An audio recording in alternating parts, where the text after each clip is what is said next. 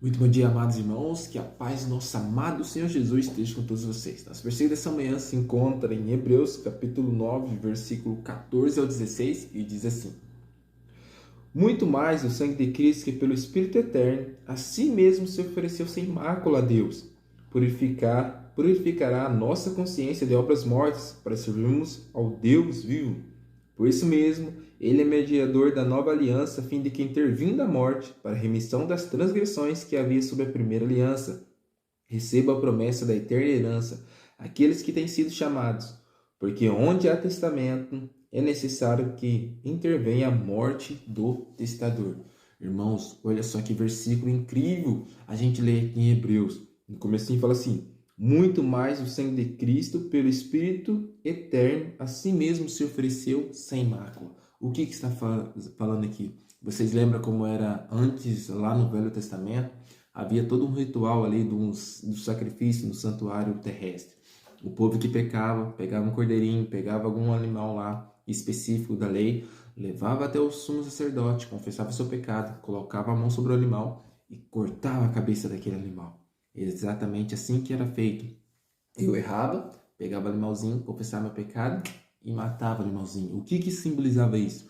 Que um dia o Salvador viria e morreria no meu lugar. O que representava aquelas pessoas?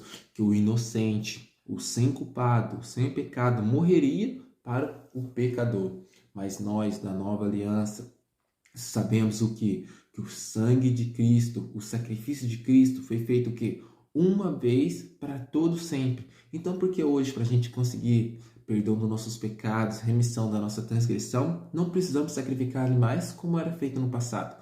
Porque o sacrifício de Cristo foi eficaz única vez para abranger o pecado de toda a humanidade. Olha só que incrível, olha só o que o nosso Deus foi capaz de fazer para nos conceder a salvação. Irmãos, a salvação hoje é de graça, sim, somos salvos unicamente pela graça.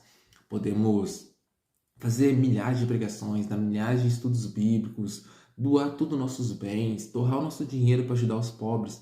Nada disso vai nos trazer salvação. Os vídeos que eu gravo 5 horas da manhã, isso não vai me trazer salvação nenhuma.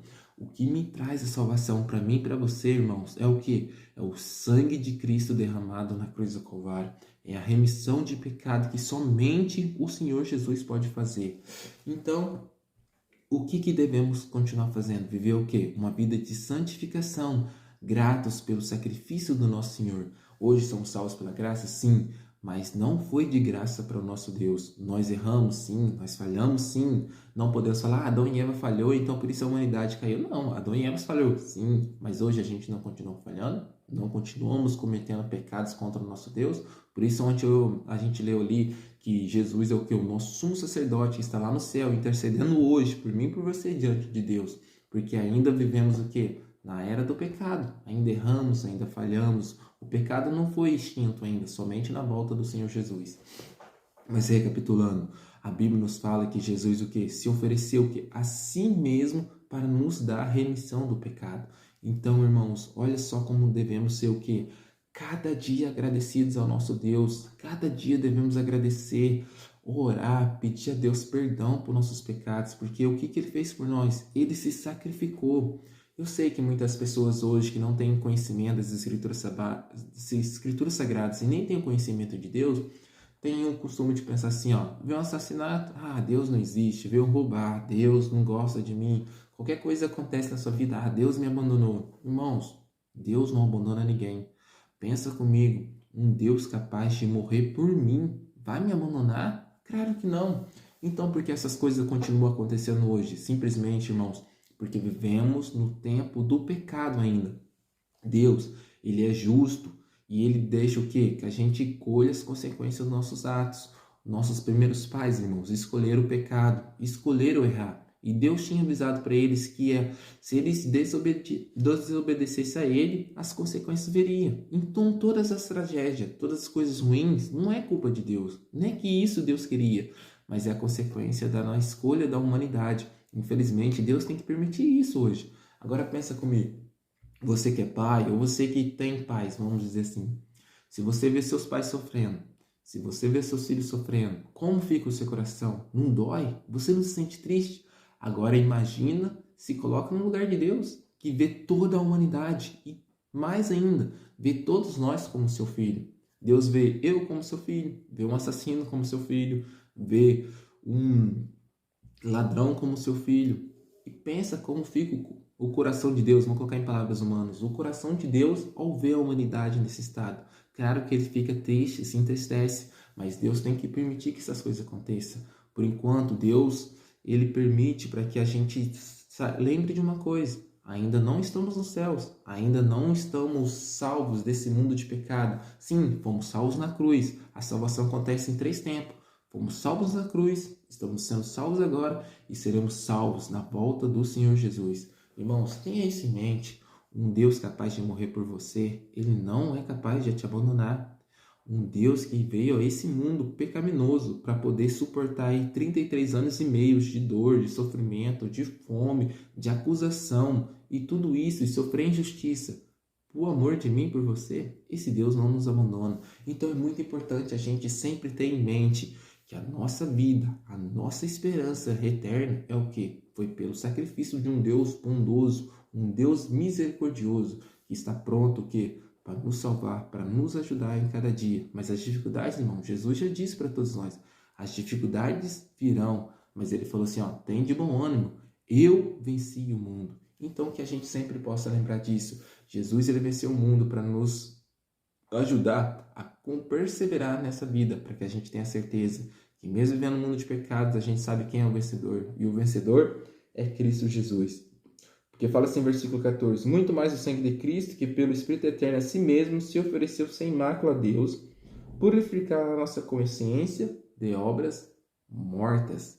Exatamente. Irmãos, somos salvos pela graça? Sim. Nenhuma obra que a gente pode fazer vai nos salvar? Sim.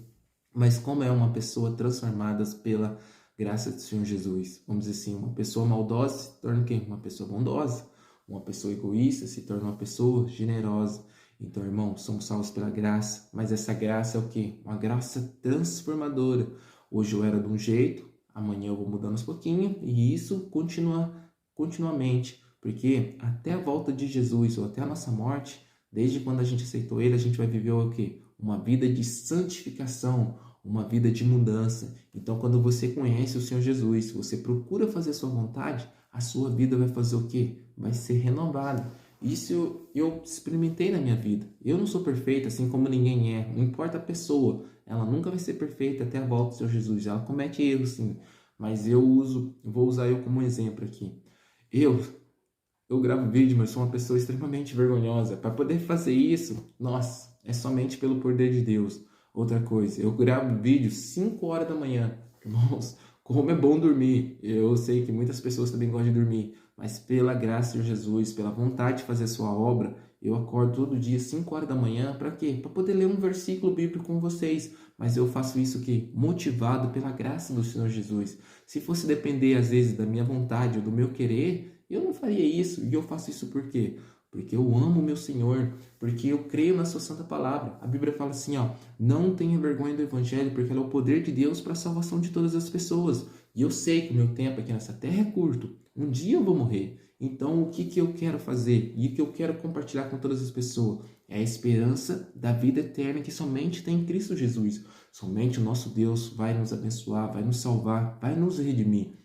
Então, irmãos, continue firme, continue buscando a palavra de Deus. Não deixe que o sacrifício que Jesus fez por mim, por você, seja em vão. Jesus morreu por toda a humanidade, mas nem todos serão salvos. Não é porque Deus tem uns escolhidos e uns excluídos. Não, Deus ele deseja salvar todos nós. Mas a Bíblia diz, ali em Apocalipse, que os perdidos serão como a areia do mar. Vocês já viram a areia do mar? São milhares e milhares de pedacinhos de areia. Então, irmãos, muitas pessoas vão se perder, não porque Deus não ama eles, mas porque fizeram a sua escolha. Hoje todos nós temos a nossa escolha para fazer, a nossa escolha diária. E veja bem, a Bíblia fala que Jesus, ele se deu por mim e por você. Então, mesmo que as coisas tenham difícil, não desista. Permaneça firme com o nosso amado Senhor. E lembre sempre, um Deus que se ofereceu sem mácula por você, ele vai cuidar de você até o último dia da sua vida. E a Bíblia diz assim, que Jesus fala, eu sou a ressurreição e a vida. Aquele que crê, ainda que morra, viverá. E todo aquele que vive e crê em mim não morrerá eternamente. Ele termina falando assim, ó, tu crê nisso? Crê nas promessas de Deus para a sua vida e o mais Ele fará. Vamos orar? Maravilhoso Deus, querido bondoso Pai, obrigado, Senhor, por mais um dia de vida, pela proteção, pela segurança, pelo grande amor que o Senhor tem por todos nós. Nos abençoe e nos guarde, nos livre de todo mal, esteja conosco a cada dia, em cada momento da nossa vida, em nome do grande amor de Senhor Jesus, por nossas bênçãos. Amém.